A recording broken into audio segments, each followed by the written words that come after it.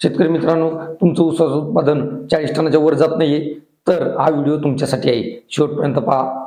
या व्हिडिओमध्ये आपण काही टिप्स देणार आहोत. शेतकरी मित्रांनो, सगळ्यात महत्त्वाची गोष्ट म्हणजे आपलं 40 टनाच्या वरती बऱ्याच शेतकऱ्याचं उत्पादन वाढत नाही. अशा अवस्थेमध्ये काही गोष्टीचं पालन त्या ठिकाणी करणं गरजेचं आहे.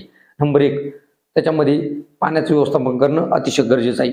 7 ते 10 दिवसांनी आपल्याला वेळेवर पाणी देणं गरजेचं आहे. त्याचबरोबर ड्रिप सिस्टीम उभारणं गरजेचं आहे. ड्रिप प्लस फर्टिगेशन म्हणजे ड्रिपद्वारे जे काही आपण खतं सोडतो त्याचा रेग्युलर वापर आपण करणं गरजेचं आहे. तेव्हा निश्चितच आपल्या उत्पादनामध्ये भर पडत असते.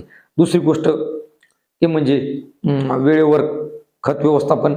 आता सगळ्यात महत्त्वाची म्हणजे लागवड झाल्यानंतर बेसल डोस किंवा लागवडीपासून 30 दिवसानंतर 60 आणि 90 अशा 3 वेळा आपल्याला विभागून स्प्लिट डोस आपल्याला द्यायचे आहेत.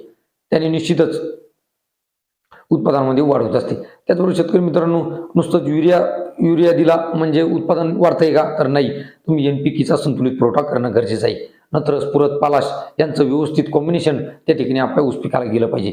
त्याचबरोबर शेतकरी मित्रांनो, फुटवे कमी असतील तर 12-61ची फवारणी करणं गरजेचं आहे. त्याचबरोबर मातीची भर लावणे, रोग नियंत्रण, तण नियंत्रण आणि वेळेवर पाणी आणि खत व्यवस्थापन या सर्व गोष्टींचं वेळेवर नियोजन जर झालं तर निश्चितच उत्पादनामध्ये वाढ होत असते. आणि शेवटचं आणि महत्त्वाचं शेतकरी मित्रांनो, आपल्या ऊस पिकाला आपल्याला सूक्ष्म अन्नद्रव्याचा वापर त्या ठिकाणी करायचा आहे.